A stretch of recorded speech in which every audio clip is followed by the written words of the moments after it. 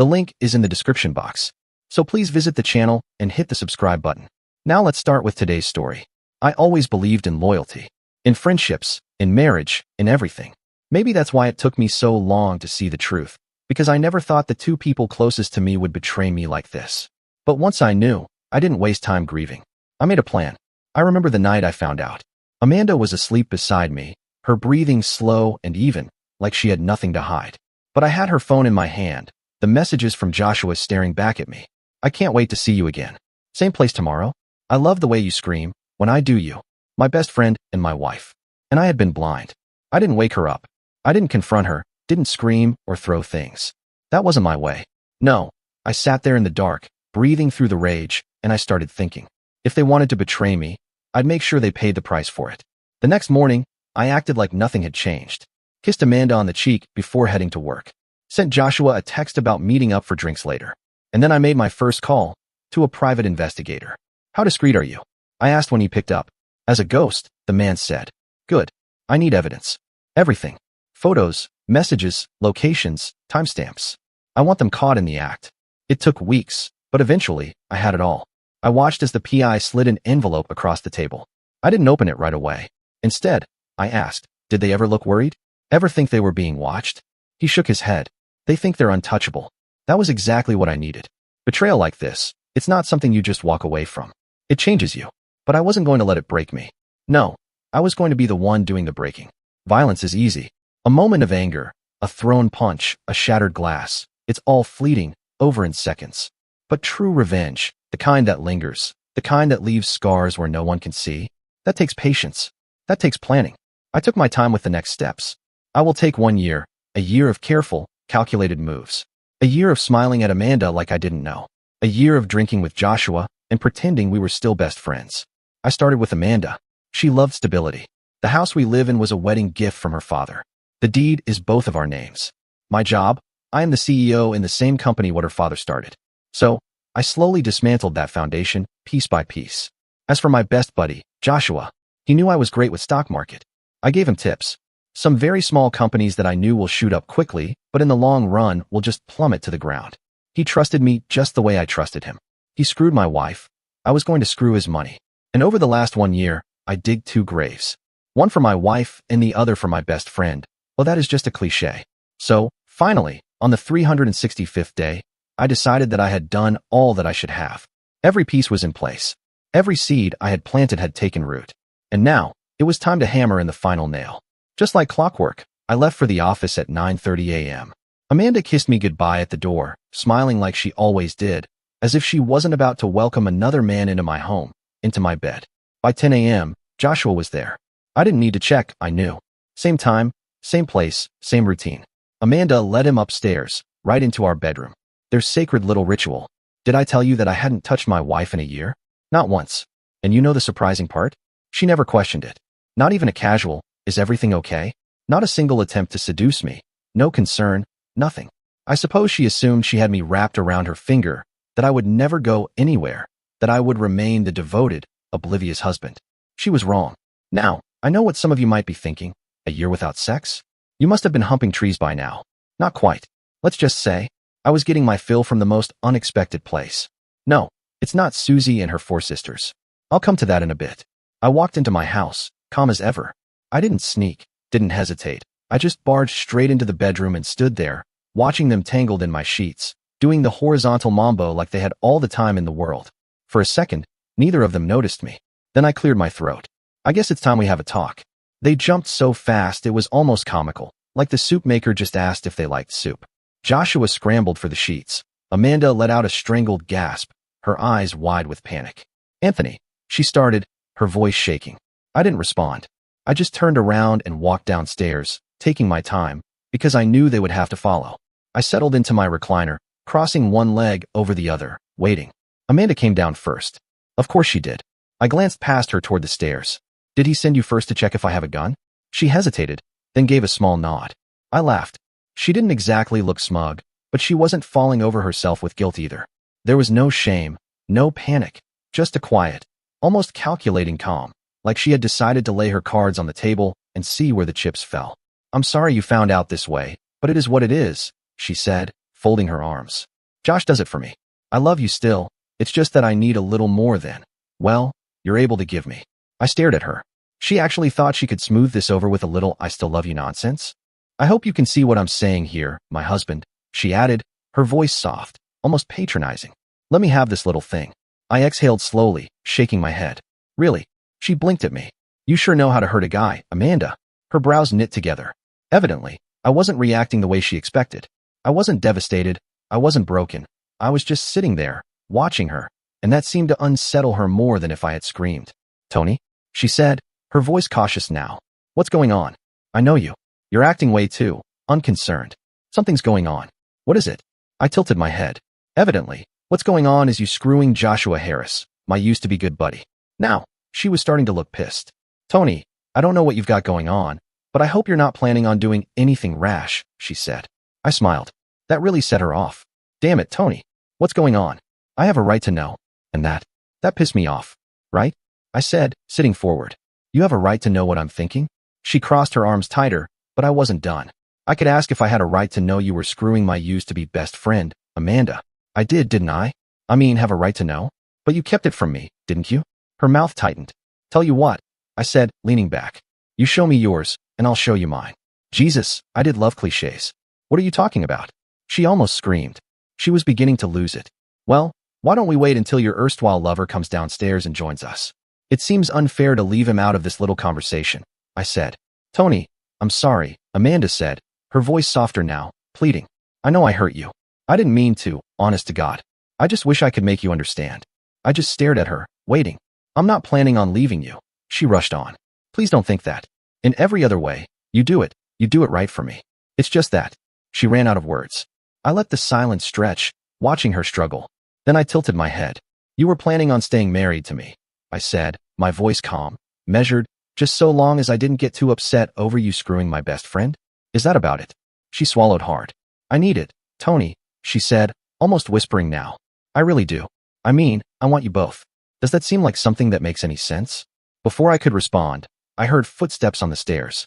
Sorry, Tony, came Joshua's voice as he entered the room. Amanda and I are so sorry for all of this. I have to admit that when I found out, I was not real happy. I mean, my best friend for my whole life screwing my wife. Well, you can imagine, Amanda's face took on the look she'd originally had at the beginning of this little confab. Tony, she said. I raised my hand to stop her. But then I thought, there has to be a way out of this, I said. I didn't want to lose your friendship, Joshua. And Leslie, I wanted you to be happy. So what to do? Wait, said Joshua. Am I understanding you right? You knew about us before. Before today? I said, interrupting him. Yes, I've known for about a year. Oh, don't look so worried. Mandy, I said, keeping my voice light, almost amused. I told you, your happiness, and Josh's, of course, mean everything to me. I'm not going to go off on you. She didn't look convinced. Her eyes flicked to my hands, as if checking whether I was holding something. Maybe a gun, maybe a knife. She was expecting rage, expecting me to break something, maybe even them. I glanced at my watch, and right on cue, the doorbell rang. I just love it when a plan goes exactly as planned. Amanda, would you answer that, please? I said. She hesitated, searching my face for a trap, but there was nothing there. Just patience. Sure, she muttered, moving toward the door.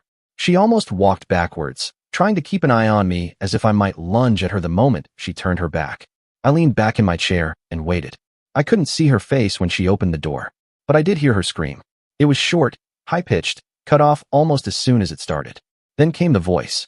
Calm. Professional. The voice. Mrs. Collins? The process server. He had already handed her the manila envelope and stepped inside to hand Joshua his copy. I watched, amused, as Joshua took his, blinking down at it in confusion. The process server barely spared them a glance before turning on his heel and walking right back out the door, leaving behind nothing but stunned silence. Amanda turned to me, mouth opening, maybe to yell, maybe to protest, maybe just to cry. And then, the doorbell rang again. I smiled. Amanda, still clutching the envelope, hesitated. Joshua, still too shocked to move, didn't react at all. So I stood. Would you mind getting that, Josh? I said casually. He swallowed, nodded stiffly, and moved toward the door. This time, I had the perfect view. When he pulled it open, his whole body stiffened. And there she was. Linda, Joshua's wife. She didn't scream. She didn't yell. She didn't throw anything. She just walked in, her heels clicking against the hardwood floor, and sat down on the couch across from me. Slowly, I turned my gaze back to Amanda and Joshua, their faces frozen in shock. I leaned forward, clasping my hands together. Now, since I don't want to hurt you, I said, my voice smooth, controlled, I decided to get divorced from you, so that you two can get married. Amanda sat down without a word, shaking fingers fumbling as she started going through the divorce papers. Linda crossed one leg over the other, settling into the couch with an air of calm that made Joshua visibly squirm. She turned to him, a smirk playing at the corner of her lips. Joshua's jaw twitched. His lips parted, but no words came out. He looked like a man trying to solve a puzzle with missing pieces, except he was the missing piece, and he was only just realizing it. Linda didn't wait for him to respond. Instead, she turned to Amanda, tilting her head in mock confusion. I'm still not able to understand. Amanda, she mused. Your husband is amazing in bed. Why did you start an affair with Josh? He's pathetic. Amanda's face drained of color. What? Josh visibly flinched. I leaned back, taking in the moment. Josh turned to Linda, blinking rapidly, like he was trying to clear a fog from his mind. It took him a second, but then, realization. His gaze darted between us, panic creeping into his features. His throat bobbed. You too. His voice cracked. How long? I let the silence stretch just long enough to watch him squirm. Then, finally, I smiled. Oh, 9 months, I said. Linda stood up, smoothing her skirt with an air of finality. She glanced at Joshua with something between disgust and amusement. Well, she said, I just came to see the look on your faces when the consequences hit you. She picked up her purse. I'm leaving. The kids are about to come home, and Josh, don't bother coming back. The restraining order has been in effect since this morning. Joshua looked like a deer caught in headlights. Wait, Linda, we can talk. She was already at the door. No, we really can't. And with that, she walked out. Amanda and Josh sat there, still processing, their world unraveling before their eyes. Then, ding-dong, another visitor. I got up leisurely, stretching my arms. I'll get that, I said, strolling toward the door. I opened it, and there she was, Joshua's mother, Patricia Harris. She stepped inside, taking a look around, her gaze settling on her son. She arched an eyebrow. Well, she said, her voice dripping with amusement. What do we have here? Without missing a beat, I slid an arm around her waist, pulling her close. Before Josh could even process what was happening, I leaned in and kissed her. Right there, right in front of him. The room froze. Amanda gasped. Joshua's face twisted in pure horror. I smirked as I pulled away. If there was a town called Cougarville, your mom would be the mayor. Joshua's mouth opened, but no sound came out. His eyes rolled back. And then, he dropped. Boom. Joshua Harris, my former best friend, crumpled to the floor like a sack of potatoes. Passed out cold. It took Amanda a full 10 minutes to bring Josh back to his senses, fanning his face, shaking him lightly, muttering, Josh, wake up. Josh, come on. Finally, his eyes fluttered open. He groaned, blinking up at the ceiling, then suddenly shot up as if he'd been electrocuted. His gaze darted between me and his mother, and then, in a move that was as predictable as it was pathetic, he lunged at me. Or at least, he tried to. Before he could take a step, smack. His mother's hand cracked across his face so hard that even I winced. Don't you dare try to get to my boyfriend, Patricia hissed, her voice sharp as a blade. Josh froze, holding his cheek, mouth slightly open in pure disbelief.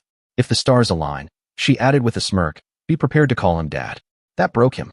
His knees buckled, and just like that, Joshua Harris collapsed back down onto the floor, sobbing. I leaned back against the couch, watching the scene unfold with the satisfaction of a man who just put the final piece of a puzzle into place. Well, I said, stretching my arms, as I always say, revenge is best served. Hot or cold doesn't matter. It just has to be served properly. I prefer room temperature. Amanda just stared at me, mouth slightly open, as if she couldn't quite comprehend how we had gotten here. I gestured toward Josh, now reduced to a weeping mess. Here lies a man who was screwing my wife, now crying in front of me. Poetic, isn't it? Josh sniffled, shaking his head. Mom, he's a month younger than me. What the hell are you thinking? Patricia scoffed, tilting her head. Well, she said with a satisfied smile, he performs better than your dad, for starters. And really, what woman wouldn't want a young lover? Amanda looked like she was about to faint. Josh wiped his eyes furiously, looking like he wanted to crawl out of his own skin. Patricia dusted off her dress and straightened her posture. All right, enough drama, she said. I need to have a little talk with my son. She glanced down at him. Come on, Josh. Let's go. And just like that, she grabbed his arm and hauled him up. I gave him a little wave as he stumbled out after her, still shell-shocked. Patricia left with Josh. Now that left me alone with my bitch of a wife. Well, soon-to-be ex-wife, Amanda. She was hunched over the divorce papers, flipping through them with a focused intensity that almost made me laugh. As if she could somehow find a loophole, a way out. Cute. Her brow furrowed. This doesn't mention anything about the house. Or my company. I mean, my dad's company. He gave it to me, she said, looking up at me with suspicion. I smiled. Yes, my love. He gave it to you. I paused, letting the moment hang before I added. But remember, 5 months ago, you signed a power of attorney for the house and the company, in my name. Her face twisted in confusion. Yes, so that we could get a mortgage on the house and the company and invest it, she said slowly, like she was just now trying to piece together the puzzle. I rubbed my hands together and let out a satisfied sigh. Exactly. I invested the money in your company, and then last month, I sold it. Right after declaring bankruptcy. Her head snapped up. What? She shrieked, her voice sharp enough to cut glass. I shrugged. Yeah, the money was there in the company accounts for a while. She was already shaking her head, her face going pale. It was there? What do you mean was? I leaned in, dropping my voice like I was letting her in on a secret. I mean it was, but then, I found this amazing investment opportunity in the Bahamas. You know, offshore company, big returns. Seemed like a sure thing. Amanda's mouth opened and closed like a fish gasping for air. That company turns out was a fraud, I continued, enjoying the way her expression shifted from disbelief to horror. No. She gripped the papers so tightly her knuckles turned white. We're bankrupt? I gave her a solemn nod. Oh, not just we, sweetheart. Josh too. I mean, he trusted me with everything. All his savings, all his mortgage payments, everything went into that company. I let out a low whistle. $17 million, gone. Just like that. Amanda was hyperventilating now, her hands shaking. I smirked. But hey, if it makes you feel any better, you only lost $15 million. $2 million less than him. Amanda's scream echoed through the house. You did this. She shrieked, her face twisted in rage. You must have swindled the money. I'll see you in court, you a-hole. The judge wasn't exactly thrilled with me. Selling the company? Draining the accounts? A house under heavy mortgage? Yeah, he had questions. Mr. Collins, the judge said, rubbing his temples, it appears you've been incredibly reckless with money. Irresponsible at best, malicious at worst. I didn't flinch. This was all part of the plan. Your Honor, I said smoothly. I admit, I made some risky investments.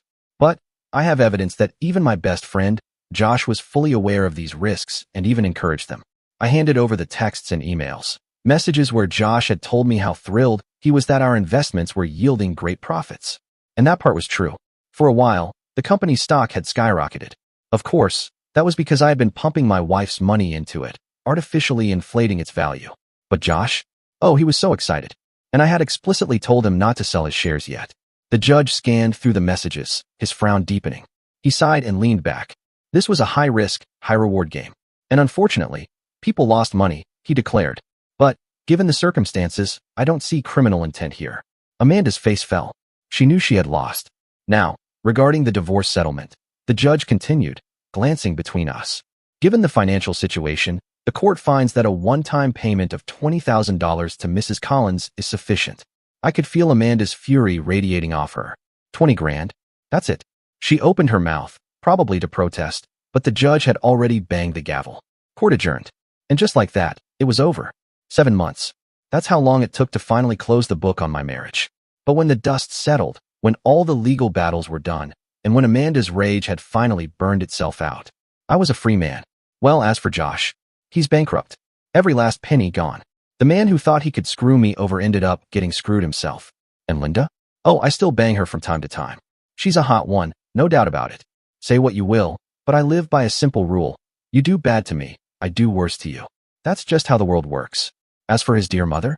Well, that little fling lasted all of 2 months. She found herself a younger man, one who wasn't exactly in it for love. Of course, he'll run the moment I stop paying him to stick around. But hey, that's not my problem anymore. She dumped me.